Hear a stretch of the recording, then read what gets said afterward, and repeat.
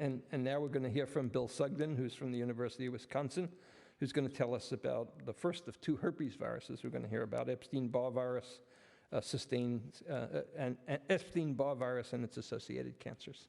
Bill?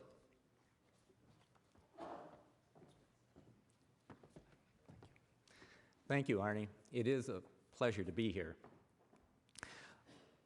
I'd like to describe to you three facets of Epstein-Barr virus. First, I'm going to give you some history. So Epstein-Barr virus was the first human tumor virus identified, and I'd like to give you a précis of how it was identified as being a causal agent for tumors. Then I'm going to focus on a serendipitous finding we've made. We've studied the plasmid replicon of EBV, and through those recent studies, we've come across evidence that I think is really proof that EBV sustains all of the cancers with which it's associated. So I'm going to go over that proof in some detail. And then, having made the assertion that EBV sustains tumors with which it's associated, I'm going to describe for you the experiments we've done to try to identify the functions EBV provides Burkitt's lymphoma in particular, and what viral genes do so. So that's a précis for the talk. To introduce you to the history that defined EBV as a human tumor virus, I've got to take you back to the early 1950s and to Africa, and in particular, right about there, to Uganda. And in the early 1950s, a physician trained in Ireland, or from Ireland, trained in the UK, Dennis Burkitt, worked in a small hospital just outside of Kampala, Uganda. And during the first, say, decade of his work there, he encountered patients who were young children that had often a swelling in the jaw, and he identified that for himself as a lymphoma. And apparently he wrote back to the people who were his mentors in medical school and described this lymphoma, and they wrote back to him and said, no, it's not, you've misdiagnosed it, which must have been a little disconcerting. But pretty clearly, Burkitt was a perceptive fellow, and he decided that he was going to study this tumor, which we now know as Burkitt's lymphoma, and he did so with two surveys. And again, these surveys are just a neat story, so I want to describe them to you. In the first, he wrote a grant application to the CRC, the Cancer Research Campaign back in England. And he was funded with £25. And in those days, that's about $125. But he spent it well. He hired a local artist to draw the faces of the patients, how they presented when he first diagnosed them, and then sent these postcards all throughout Central Africa to dispensaries, to English-run small rural hospitals where he knew people. And he asked, do you ever see youngsters that present this way? And with that £25, what Burkitt learned is that this was clearly a common tumor among children in Central Africa. The second survey he did is he got money and got something like a Jeep and two other people to accompany him. And they drove down through what is now Kenya, Tanzania, all the way down into South Africa. Took 10,000 miles. And one of the neat things about this survey is it was done largely without benefit of roads. But they went 10,000 miles, went to local hospitals, and again, inquired about, did children present with this lymphoma in those regions? From those two surveys, he learned three things. First, Burkitt's lymphoma is common. We know today in this region of Central Africa, it's more common than all other childhood tumors put together. Second, it occurs in Africa from about 15 degrees north to about 15 degrees south of the equator. And third, it occurs in those areas of that region of Africa in which the rainfall and the climatic conditions support endemic malaria. This third finding led Burkitt to hypothesize that this lymphoma might have an infectious etiologic agent, as does malaria. He would return to England and describe his findings, and at one of these times when he gave a talk, a pathologist, Tony Epstein, was in the audience. And after this talk, and now we're up into the late 50s, maybe early 60s, Epstein came up to him and said, could you provide me with some biopsies? I'd like to look for that infectious agent. remember, they had to come from here, way off the map, up to London. But they arranged to send live biopsies from Uganda to England. And with them, Epstein had to do two things. First, he had to learn how to propagate those cells. And now we're in the early 60s. And in fact, lymphomas from people hadn't been readily propagated in culture at all. Epstein mastered that. And then in those cells that could grow out, he eventually identified the virus we now know as Epstein-Barr virus. So this story tells you of the initial observations that led people to say, well, perhaps Epstein-Barr virus contributes causally to this tumor, Burkitt's lymphoma. Shortly after this time, people close to here in Philadelphia, the Henleys, were working with EBV serologically. They had a technician in the lab who was seronegative, had no antibodies to EBV. She came down with infectious mononucleosis and developed first antibodies of the IgM class to EBV-associated antigens, and then later the IgG class, from which the Henleys concluded EBV causes infectious mononucleosis, which is a proliferation of infected B cells that then is handled in general by the immune response. So EBV apparently causes a self-limiting infection of B cells and might cause Burkitt's lymphoma. That kind of information then allowed the World Health Organization in the very early 1970s to set out to do a prospective survey. So what they did is, again, in one region of Uganda, isolated sera from 40,000 young children. And they effectively just sat back and waited until some of those children developed Burkitt's lymphoma. Then they took the sera, the pre-bleeds, the bleeds from prior to the disease recognition from these youngsters, and sera from matched controls, and assayed for the presence of antibodies.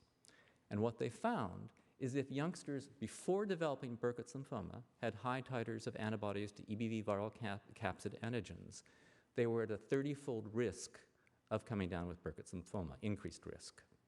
And that's the evidence that today, along with a lot of more recent evidence, but that's the evidence that indicates Epstein-Barr virus contributes causally to Burkitt's lymphoma. So, prospective epidemiologic surveys indicate that infection with EBV is a risk factor for developing infectious mononucleosis. Those actually were carried out by Evans and Niederman in Yale. For Burkitt's lymphoma, that's the World Health Organization study, and for nasopharyngeal carcinoma. That was done in China by Zhang in the mid-80s. That's the kind of data that indicates EBV contributes causally to these cancers. I'd like to address two questions.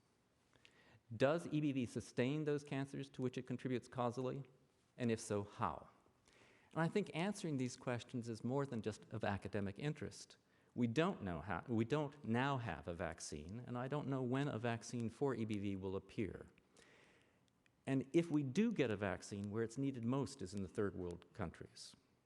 So in the absence of a vaccine, knowing that the virus maintains or sustains tumors would allow, I think, attempting to inhibit the virus, inhibit gene products that it contributes to sustain those tumors as rational therapies. At least that's my hope.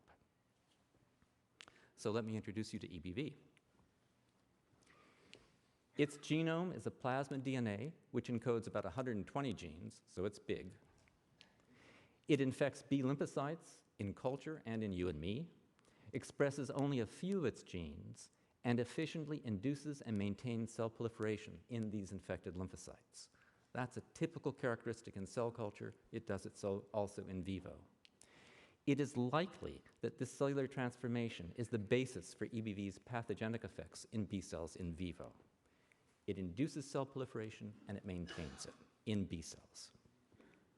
Let me introduce you now to the viral genome. Again, it's big. It's about 165 kilobase pairs of DNA. And this map, this circle, underscores that it's maintained in tumors as an extrachromosomal element, a circular DNA. The outer annuli represent transcripts of genes that are expressed in tumors. And in fact, this is only a rather small subset of all the genes this virus encodes. But these are the ones you'd find in different tumors. All the other genes are required for productive infection. Those are infections, they'll take place in cells that are infected in cell culture, but they occur rarely, and when they occur, the virus generates progeny, the cells lyse, and then release virus, progeny virus. This productive infection is not characteristic of tumors, as you might imagine, because the cells die. Different tumors express different subsets of these viral genes, and I'm going to describe two kinds of Burkitt lymphomas. One that express 4 proteins, what are called EBNA3A, 3B, 3C, and EBNA1. They express some small non-coding RNAs called the EBRs, and they express a cluster of microRNAs. A second expresses even fewer viral genes, 1 protein, EBNA1, the BART microRNAs, and the EBR non-coding RNAs. For years, we've studied this plasmid replicon, and really it exists of 1 protein, EBNA1, 1 viral protein, EBNA1, which is expressed in all EBV-infected proliferating cells. It has to be, because it's required to maintain this plasmid as a replicating DNA in cells. And it interacts in its replicon with OREP, shown there, to which EBNA1 binds. So for years we've studied this, and we've done so in a way in which we really look at average events in cells. So we use nucleic acid hybridization to detect the DNA under different conditions. And it became pretty obvious that if we wanted to understand the properties of this plasmid in greater detail, its ability to replicate, its ability to be partitioned to daughter cells, we needed to be able to visualize single viral DNA molecules in live cells and then follow what happens to them throughout the cell cycle. We wanted to understand this, again, with the hope that if we know enough about the replicon, maybe we can inhibit it and force the loss of EBV from tumor cells, and that might be therapeutically valuable. And it's these studies that have really given us evidence that EBV is required to sustain all the tumors with which it's associated. So they were carried out by Asuka Nambo, who was a postdoc, and now she's a faculty member in Hokkaido University in Sapporo, Japan. And she, knowing that EBV maintains its genome as a plasmid, wanted to ask 2 questions. Is this plasmid synthesized efficiently? If so, how efficiently? Is it partitioned non-randomly? And she undertook these experiments using a general approach that was developed by Andrew Murray and his colleagues to visualize E. coli DNA or yeast DNA in live cells. The way Asuka did it is shown roughly here. So here's a plasmid derived from EBV. It has OREP, it has to, the origin of plasmid replication. And OREP is a cluster of 2 binding sites for that 1 viral protein that's needed, EBNA1. One cluster, called the family of repeats, binds 20 molecules of dimers of EBNA1, and it's essential for maintaining, and as I'll show you, partitioning EBV DNA to daughter cells. The second cluster of binding sites has a dyad symmetry element within it, so it's called the dyad symmetry element. When EBNA1 binds here, it recruits the cellular origin recognition complex, which is essential for the initiation of DNA synthesis. So that's OREP. All these experiments are going to be done in cells that express EBNA1, which is essential. On this plasmid also is a resistance gene coding resistance to G418, a selectable drug. So people can introduce this plasmid into cells, grow the cells in G418, and they'll only survive if, in fact, that plasmid's maintained in the cells. Now here's the real important part for these experiments. In addition to these elements, this plasmid has about 260 binding sites for the LAC repressor. So that's a protein encoded by E. coli. It binds a sequence of DNA specifically with high affinity, and that's been repeated 260 times here, polymerized. In the presence of an inducer, IPTG, it won't bind, but in its absence, it does bind. So now you can fuse the LAC repressor in our experiments to RFP, the red fluorescent protein, and in vivo, it will bind to this stretch such that you can visualize the DNA in cells with a fluorescence microscope. So let me show you one set of Asuka's experiments, which are illustrated down here below. So first, we're just going to look at cells going through mitosis. These are HeLa cells. They express EBNA1. She's transfected this plasmid into the cells, selected for clones that are resistant to G418, and then introduces the LAC repressor with a retrovirus where that LAC repressor is expressed fused to RFP. When she washes away IPTG, so now the LAC repressor can bind, she washes away G418, so there's no selection going on, turns on the fluorescent microscope. In this one cell, which is an example of about 300 that she followed, you can see two signals. I'm going to just assert that you're looking at this EBV plasmid, but we have lots of experimental data that documents that assertion. And you see two. Watch what happens to them now as you go through mitosis. So here's the end of G2 in prophase. In metaphase, you have two signals. In anaphase, and that's the time in the cell cycle in mitosis when sister chromatids begin to separate. Now you see what were single dots actually generating double dots. They're beginning to separate. In telophase, as you have the sister chromosomes now really quite separated, you find pairs of EBV plasmids, and after the cell division in the next phase, G1, in fact, each daughter cell has two. So what does that tell us? It tells us back here that those signals actually within the resolution of a fluorescent microscope represent co-localized pairs of plasmids. They remain co-localized during early metaphase, but they separate when sister chromatids separate. And this has been now extended, as I said, to about 300 cells. What it says, in general, that most, that's about 84%, of the signals in G2 represent co-localized pairs. 88% of those partition symmetrically to daughter cells. So the answer to one of Oska's questions is that EBV encodes a non-random mechanism for partitioning its plasmids to daughter cells. That's quite remarkable, because EBV is only providing a small stretch of DNA, about 1 kb, and one protein. Everything else it's got to steal from the cell. But still, this represents a non-random partitioning. Let me show you a second experiment. In this case, Oska followed what happens to EBV plasmids through a cell cycle. And she began, these are done in HeLa cells, but they've been repeated in B cells and in endothelial cells. But in this case, she began with HeLa cells, and if you've grown HeLa cells, you'll know that in mitosis, they really round up, they separate, and then flatten out. So just using bright field microscope, you can see these cells flattening out, and she selected those, and then monitored with fluorescent light 3 times. 12 hours later, just before S phase, 9 hours after that, after S phase in G2, and 3 hours after that, after mitosis, after the cells, daughter cells had separated. In this one experiment, she followed 31 plasmids. I'm going to show you examples, 2 examples that illustrate the 2 events she found. In the first, 26 plasmids behaved as I'll now describe. For example, here's one cell. It has one signal. It's in G1. Follow what happens through S phase. The intensity, arbitrary units, was 143. Following S, it's doubled. The intensity is almost twice as high. There is some photobleaching always, indicating that that plasmid is duplicated in S phase. Accordingly, after mitosis, you find each daughter cell has one of those daughter plasmids, and the intensity has dropped down to about half. So that happened in 84% of the time.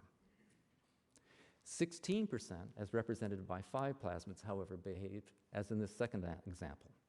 So here's a signal, intensity 177, go through the end of S phase, no increase in intensity, actually it declines. Again, there's some photobleaching. That plasmid did not duplicate. Follow mitosis, there could only be one daughter cell that in fact gets it, and that's what we find. And again, there's a slight decrease in intensity. So monitoring both in epithelial cells, in endothelial cells, and in B cells, EBV plasmids, be it this one or intact EBV plasmids, fail to be synthesized at 16% of the time, so that the daughter cells, the next generation, will have 8% fewer plasmids. And that's intrinsic to the mechanism of EBV replication. I'm going to come back to the consequence or the importance of that finding in a moment, but first let me give you just a summary of what Oska found. So here are the numbers again. If we begin after S phase in G2, 84% of all the plasmids were co-localized within fluorescence microscopy as pairs in G2. Of those pairs, 88% were partitioned faithfully, symmetrically to daughter cells. That's non-random. Following more than 300 plasmids through mitosis, almost all, greater than 99.7%, survive mitosis. So as with papillomaviruses, these plasmids don't get lost in mitosis. 84% of those that now are in G1 are duplicated in S phase, And of these, 100% are duplicated plasmids are co-localized as pairs of the. Let me go back to this 84% for a moment and now give you its implication.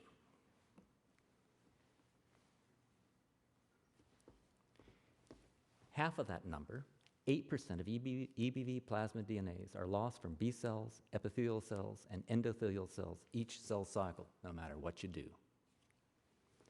The implication of this finding is that EBV will be retained in a population of proliferating cells only if it affords cells a proliferative and/or survival advantage so that they outgrow the sister cells that lose EBV.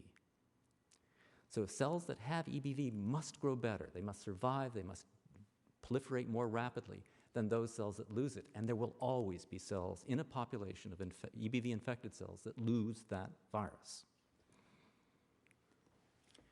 So EBV plasmid DNAs are lost from cells in the absence of selection. EBV plasmid DNAs are retained in tumor cells in vivo, greater than 95%.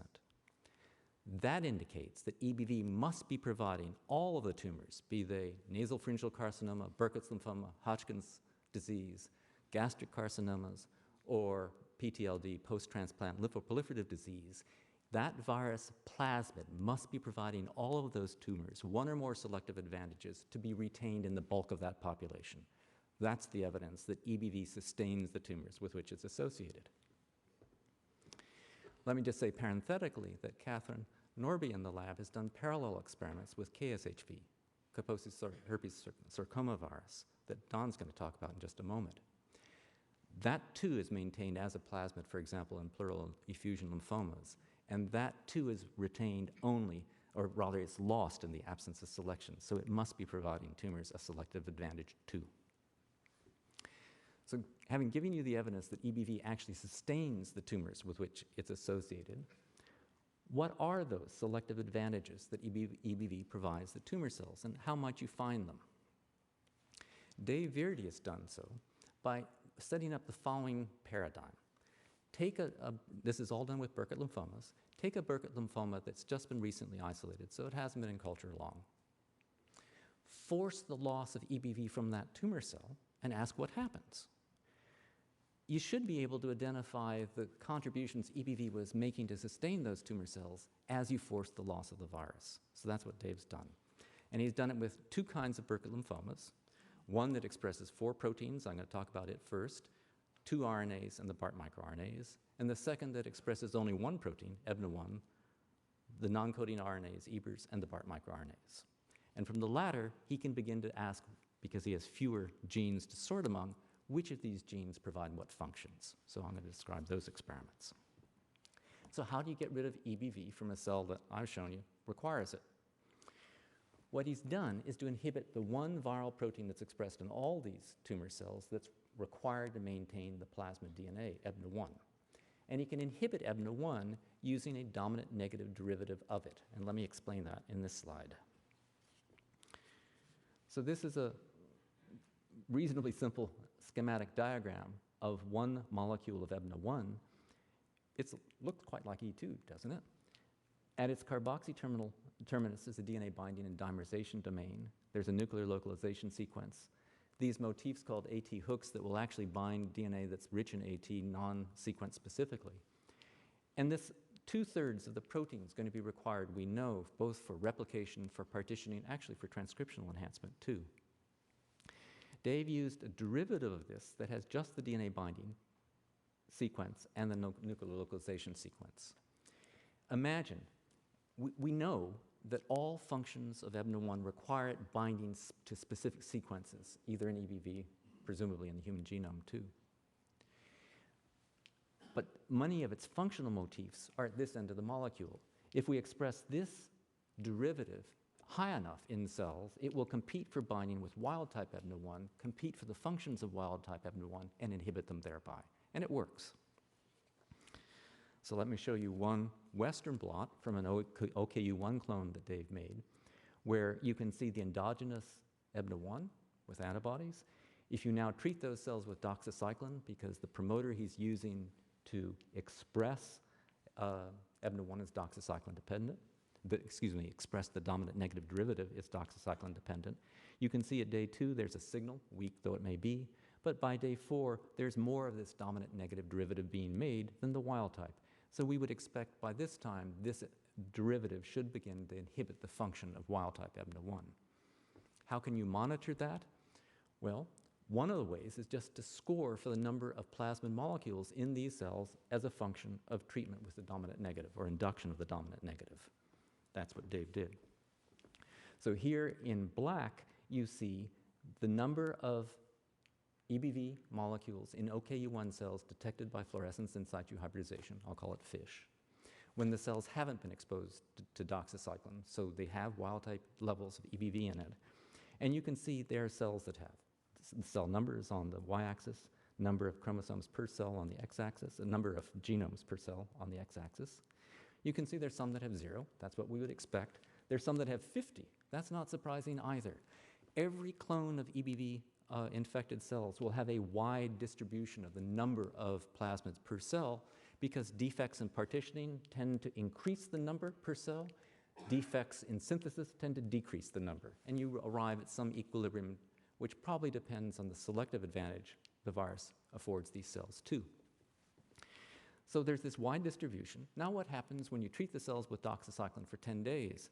Now you get this distribution. First, most cells have no EBV in it. That is, 70 or 80 in this case have none. So the average has dropped from something on 10 or 12 down to about 1 to 2. What does that do to these cells? Well, Dave's analyzed them in a number of ways, but the way that was most informative is just to look for the presence of apoptosis. And that's shown here. So he's using a single cell assay to measure apoptosis, programmed cell death, and day 10, that's what I showed you in the last slide, has something on the order of 20, maybe 30% of the cells undergoing apoptotic death. Day 14, we're up to almost 70%. So inhibiting EBNA1 to force the loss of EBV from this Burkitt lymphoma cell leads to apoptotic death. And a corollary of that is clearly that those cells that have EBV are being inhibited in apoptosis. They're surviving because EBNA1 is there and inhibiting by some means apoptosis. And we'd love to understand what that mechanism is and would like to be able to study it.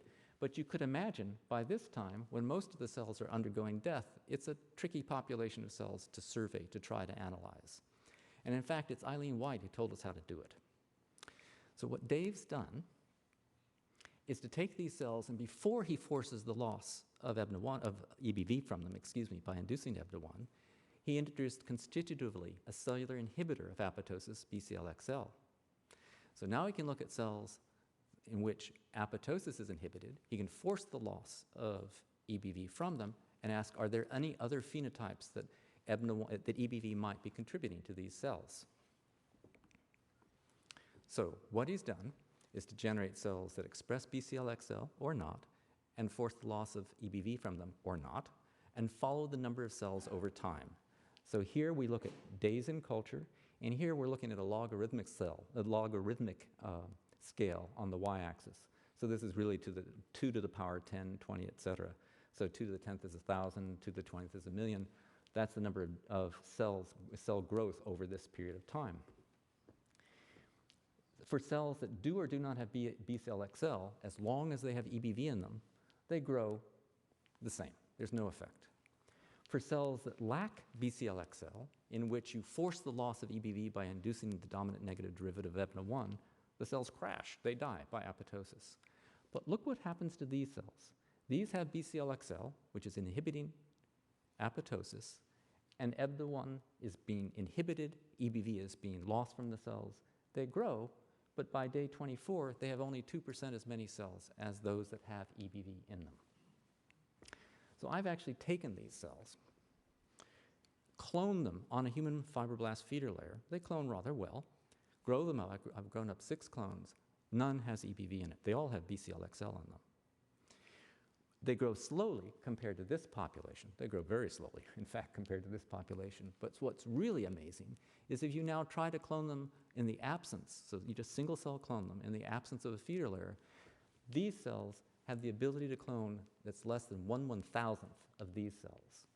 So we know that EBV is contributing not only an inhibition of apoptosis, but one or more signals forcing the proliferation and the ability to grow in low numbers of these cells. And when you lose it, you lose those phenotypes.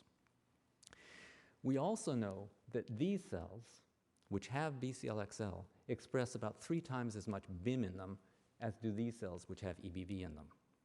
BIM is pro-apoptotic, and we think it likely that EBV is inhibiting apoptosis in these cells by inhibiting the expression of BIM. You lose EBV, BIM gets turned on. So let me tell you experiments from one more Burkitt lymphoma, SAV1. That has only one protein, EBNA1, has the EBRs, has the microRNAs. And again, Dave used the same parallel experiments. He generated clones of SAV1 cells in which you could force the loss of EBV. That's what you're seeing here by day 28. And by day 28, you have only 1% as many SAV1 cells. These cells have more, on average, numbers of EBV genomes per cell. They grow more slowly. They're more finicky to work with, but the end result's similar. Again, this is a log scale. This is time. These cells are dying by apoptosis, as shown in a single-cell assay. So here Dave's measuring single cells for apoptotic expression for their apoptosis. By day 20, you can see you're up to something between 20 and 40% of the cells, and by day 32, up to 50% of the cells are dying by apoptosis. So at this point, we could ask which of the genes that EBV provides these cells normally might inhibit apoptosis and promote proliferation. And I'm going to show you an experiment with only one set of genes, the microRNAs. So Dave, again, did experiments parallel to the ones he had done with OKU1, where he put in Bcl-XL constitutively. Now he's put in EBV microRNAs constitutively with a retrovirus vector. It was hard to do these experiments. He had to take 3 different retroviral vectors with 3 different colors and infect sequentially and sort those cells to get only half the wild-type level of those microRNAs. But when he had done that, he could now throw the switch, that is, add doxycycline, and force the loss of EBV and ask what happens. And that's shown on the next slide. So here we have the cells with and without ectopic expression of the BART microRNAs, but all have EBV in them. Those cells grow identically. These are the cells that do not have ectopic expression of the BART microRNAs, where EBV is being forced to be lost. And these are the cells that now express the BART microRNAs constitutively. You can see in the absence of EBV and the absence of those BART microRNAs, you've got 1% the number of cells as when EBV is present by day 28. If the BARTs are expressed at half wild-type levels, now you've got about 15, 20-fold more than the absence of EBV proliferating cells, a fifth as many that have wild-type EBV. So it, in fact, rescues partially. We do not know if we could express BARTs at wild-type levels, whether they be a complete rescue, or perhaps either EBNA1 or the EBRs also contribute phenotypes to these cells. We do know that the BART microRNAs are one set of viral genes that contributes to the proliferative survival functions of EBV in SAV1 Burkitt lymphoma cells. So let me conclude.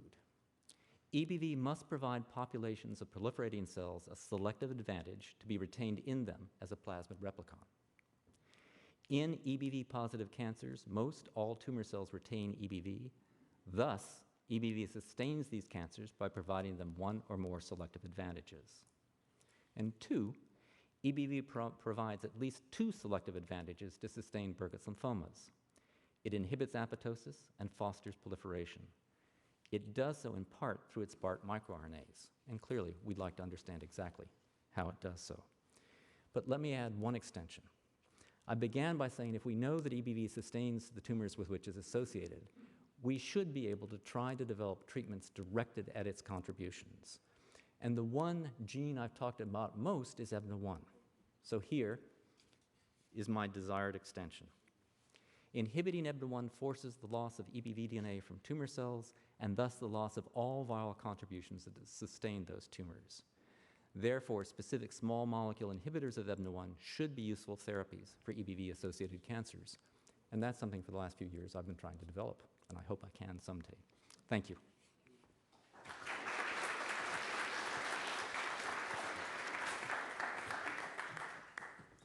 Questions?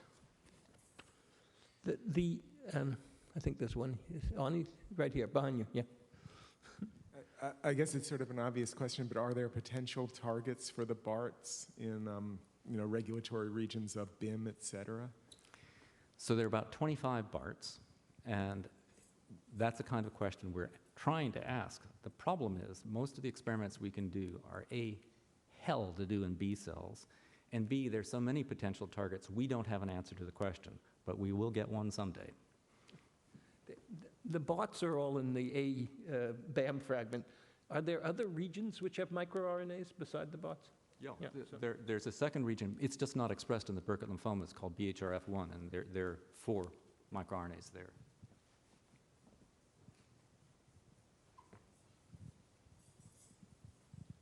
Just curious about the mechanism that if you have 50 copies of a plasmid, how do you co-localize them into 2 regions of a segregating chromosome? So the pictures I showed you in HeLa cells, we took purposely. I mean, they're selected so there are few plasmids per cell, so it's easy to follow them. When we have cells in the same kind of experiment that have 50 plasmids, there's no way we could tell you which of those plasmids goes to which cell. All we can tell you in those experiments, how many plasmids were there in G2, how many were distributed into the 2 of the daughter cells. So each pair is localized separately. They're not in a big cluster. So again, those HeLa cells had only 1 or 2 plasmids. But a lot of the HeLa cells will have 30 or 40, and those we can't follow the way I showed you in these experiments.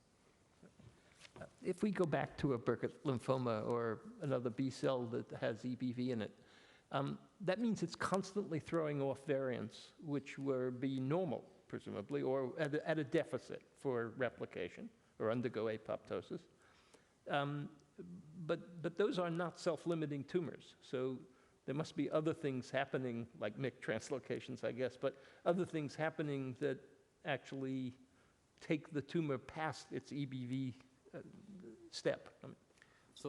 So for as long as EBV is a plasmid in a cell, in most of those proliferating cells, it's required. That's one thing I've said. But it's also clear that if you look at tumors which express multiple viral genes, as opposed to those that express the fewest viral genes, the latter category is less dependent upon EBV. There have been accumulated more mutations, presumably in the cell genome, including MYC translocations, that are gradually substituting for the requirements that the initial tumors have for the virus, as far as we can tell. So this is a case where I think it's almost the opposite of what's called oncogene addiction. It's a competition between the immune response having some ability to represent viral genes and killing the cells, and the cells evolving to survive in that milieu, I think. So what would be interesting to know is if the same thing is true in nasopharyngeal carcinomas, and whether or not would an Ebner drug cure a nasopharyngeal carcinoma, for example? Okay, so NPCs are by far the most common tumor associated with EBV that I'm aware of, primarily in China. One thing you have to know about them is if you take that tumor and put it into culture, it loses EBV. What that says to me immediately is that the advantages that virus provides those tumors in vivo are not advantages you can monitor in cell culture. They may be, for example, limiting the immune response to the NPC. I don't know what they are. But I would maintain that as long as the virus is present as a plasmid in NPC2, that it must be providing one or more selective advantages. Now, whether you'd cure it, that's a different issue, but that you will, I think, affect that tumor by forcing the loss of EBV, I'm quite sure. Yes, Mickey? Wait for a microphone. So I have to apologize, I missed the initial part of the talk. So you mentioned the association with malaria, the Burkitt's lymphoma in Central Africa. That association was drawn from an epidemiological study. Can you say anything more as to why we think that association should occur? Oh yeah, certainly. And there are quite beautiful studies by Dorothy Crawford, for example, that shows if you go to the Gambia, for example, you can identify where both malaria and EBV are endemic. You can show that children that have malaria during the acute phase of malaria have many fewer cytotoxic T cells directed against their own EBV-infected cells, for example. You can show that the number of virus goes up during the acute phase of malaria, which is cyclical in these children. So malaria almost surely is immunosuppressive towards EBV infections, and that would be one contribution that would increase the risk of developing Burkitt's lymphoma. I mean, we have it in this country, but much, much less frequently, for example. Okay, if there are no further questions, thank you very much. We're going to pause now because we have to change